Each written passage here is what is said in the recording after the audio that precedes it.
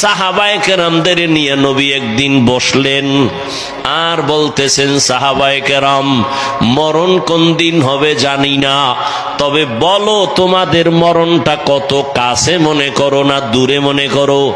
একজন সাহাবী বলেন, ইয়া রাসূলুল্লাহ, মরণটারে আমি কতটা কাছে মনে করি, ফজরের নামাজ আদায় করার পর আমার অন্তরে ভয় লাগে জোহরের নামাজ পড়তে পারবো কিনা, এর আগে আজরাইল এসে রুহুটা নিয়ে যাবে। আর একজন সাহাবী বলেন, ইয়া রাসূলুল্লাহ, আমি জোহরের নামাজ আদায় করিয়া ভয়ে থাকি আসরের নামাজ আদায় করতে পারবো কিনা, এর মধ্যে আজরাইল চলে আসবে। আর একজন সাহাবী বললেন, ইয়া রাসূলুল্লাহ, আমি আসরের নামাজ আদায় করার পর আমি ভয় পাইতেছি মাগরিব আদায়ের আগে আজরাইল নিয়ে এসে যায়। নবী বলেন, মউত তো এত দূরে না, আরো কাছে। ইয়া রাসূলুল্লাহ, কত কাছে? রহমতের নবী বলেন, সাহাবারা, আমি যখন নামাজ পড়িয়া শেষে ডান দিকে সালাম ফিরাই, আমার ভয় লাগে বাম দিকে সালাম ফিরানোর আগে না জানি আমার আজরাইল এসে যায়। মরণ থেকে যতই পালাও, মরণ তোমায় নিবে ঘিরি, যদিও সুদূর আকাশ পানে লুকাও সেথায় লাগিয়ে সিঁড়ি। নদী পথে নৌকা চালাও ও মাঝি ভাই, বেলা ডোবার আগে আমি ওপার উঠতে চাই, ডুবে গেলে বেলারে আর উঠে না, ভেঙ্গে গেলে মেলারে আর জমে না। মায়ার নবী একদিন বলেন, ও সাহাবায়ে কেরাম, কখন কার ডাক আসবে বলা যায় না, আমার কাছে যদি কারো কোনো পাওনা জিনিস থাকে নিয়ে নাও, আল্লাহর আদালতে যেন কোনো ঋণই থাকতে না হয়, কারো ঋণের বোঝা নিয়ে দাঁড়াতে চাই না। সাহাবায়ে কেরাম ভাবতেছে, কিছু পাইলেও কি রহমতের নবীকে বলবো, ওটা তো আর পাওয়ার চিন্তাই করব না। কিন্তু একজন দাঁড়ায় গেলেন, দাঁড়ায় বলেন, ইয়া রাসূলুল্লাহ, আমার একটা পাওনা আছে আপনার কাছে। কি পাওনা? বলে, ইয়া রাসূলুল্লাহ, আপনি একদিন আমার শরীরের মধ্যে একটা চর মেরেছিলেন হাত দিয়া হালকা ভাবে, এমনি। তাই? বলে, হ্যাঁ। আসো, তুমিও এই প্রতিশোধ নিয়ে নাও। সাহাবায়ে কেরাম তো গরম হয়ে গেছে, এত বড় দুঃসাহস! রহমতের নবী মোহাব্বতে একটু হাত লাগাইছে, এইটার আবার প্রতিশোধ কি? নবীজি বুঝতে পেরে বলেন, সাহাবায়ে কেরাম চুপ হয়ে যান, এই আল্লাহর বান্দাকে আসতে আমার কাছে আসার রাস্তা দেন। সামনে এসেই কয়, ইয়া রাসূলুল্লাহ, আপনি আমার গালের মধ্যে যখন একটু হাত লাগাইছেন, তখন আমার শরীরে কোনো জামা ছিল না। নবী কয়, তাহলে তো আমার জামাটাও খুলতে হবে। কেমন মায়ার নবী আমার! নবী কয়, আসো।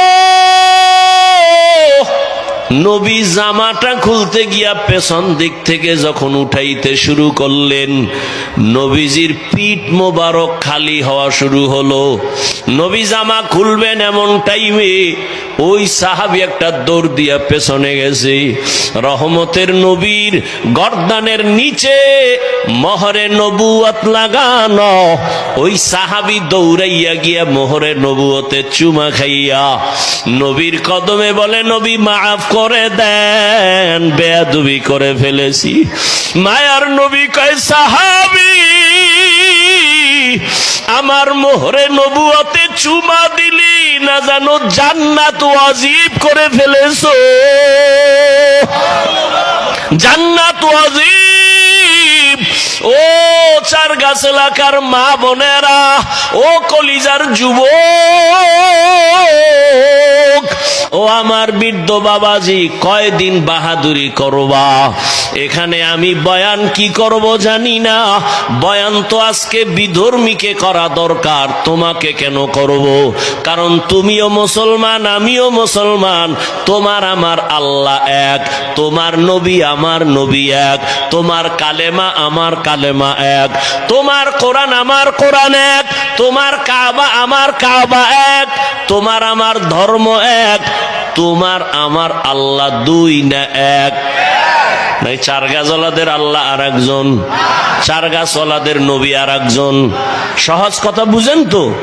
তোমাদের যুবক বাবারা খেয়াল করো, তোমরা যে আল্লাহ মানো আমিও সে আল্লাহ মানি, তোমরা যে নবীর উম্মত আমিও সে নবীর উম্মত। তোমার আমার আল্লাহ এক, নবী এক, কোরআন এক, কাবা এক, ধর্ম এক, কালেমা। বিদায় বেলা তোমার আমার কাফনের সংখ্যা হবে এক, পুরুষের 3 কাফন, মহিলাদের হবে 5টা কাফন, কালার হবে আলাদা। চার গাছওয়ালাদের কাফনের কালার একরকম, আমগো হুজুরগো কালার আর এক রকম, তাবলিগওয়ালাদের কালার একরকম, চরমনাইওয়ালাদের কালার আর এক রকম।